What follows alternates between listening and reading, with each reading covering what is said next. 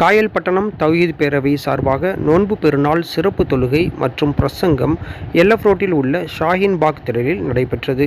காயல்பட்டணம் தௌஹீத் பேரவை தலைவர் முத்து ஹனீஃபா தலைமையில் நடைபெற்ற நிகழ்வில் வழக்கறிஞர் அப்துல் பாசித் குத்பா உரை நிகழ்த்தினார். பெறுவதற்காக மட்டும்தான் இந்த நோன்பு கடமையாக்கப்பட்டது என்று வேறு எந்த காரணமும் இல்லாமல் தெளிவாக அல்லாஹ் கடமையாக்கப்பட்ட நோன்பின் காரணத்தை திருமறை குர்ஆனில் தெளிவாக சொல்லியுள்ளான். இந்த உலகத்தில் வாழக்கூடிய 7 கோடி மக்களும் பட்டினியாக இருந்து நோன்பு பிடிப்பதனால் அல்லாஹ்வுடைய கண்ணியத்தில் அந்தஸ்தில் எந்தவித ஏற்றமும் ஏறிவிடாது.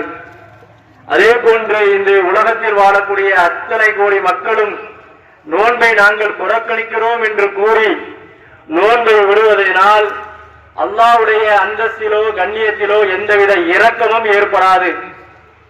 இந்த விசுவாசிகளை பட்டினி போட்டு இறைவன் சந்தோஷம் அடைவதும் கிடையாது.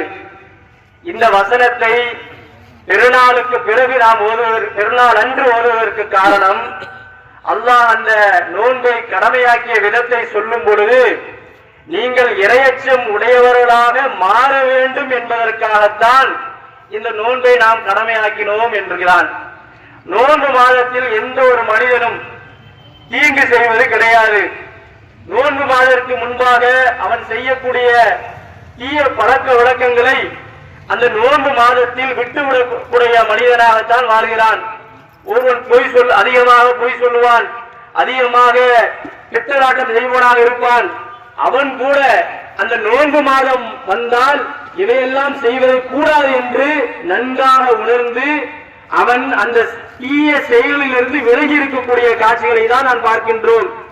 எவ்வளவு கொடியவனாக இருந்தாலும் அந்த மனிதன் நோன்பு மாதம் வந்துவிட்டால் அந்த தன்னை புனிதனாக ஆக்கிக் கொள்ள வேண்டும் என்ற ஒற்றை நோக்கத்திற்காக அவன் செய்யக்கூடிய தீய பழக்க வழக்கங்களை விடக்கூடிய காட்சிகளை பார்க்கிறோம். அந்த நோன்பு மாதத்தில் அவன் எந்த விதமான தீய பழக்க வழக்கங்களிலும் அதிகமாக ஈடுபடுவதில்லை. ஆனால் நோன்புக்கு பிறகுதான் அவன் அந்த ஒரு மாதம் இருந்த அந்த பயிற்சி பட்டறையில், அந்த நோன்பு மாத பயிற்சி பட்டறையில் அவனுடைய தக்குவா எப்படி உருவாகி உள்ளது, எப்படி அதிகரித்து உள்ளது என்பதை வரக்கூடிய காலங்களில் தான் நாம் நிரூபணம் செய்ய வேண்டும். நிகழ்வில் பெண்கள், குழந்தைகள் என ஆயிரக்கணக்கானோர் கலந்து கொண்டனர். நியூஸ் 1 தமிழ்நாடு செய்திகளுக்காக ஒளிப்பதிவாளர் ரையானுடன் சாஹிப்.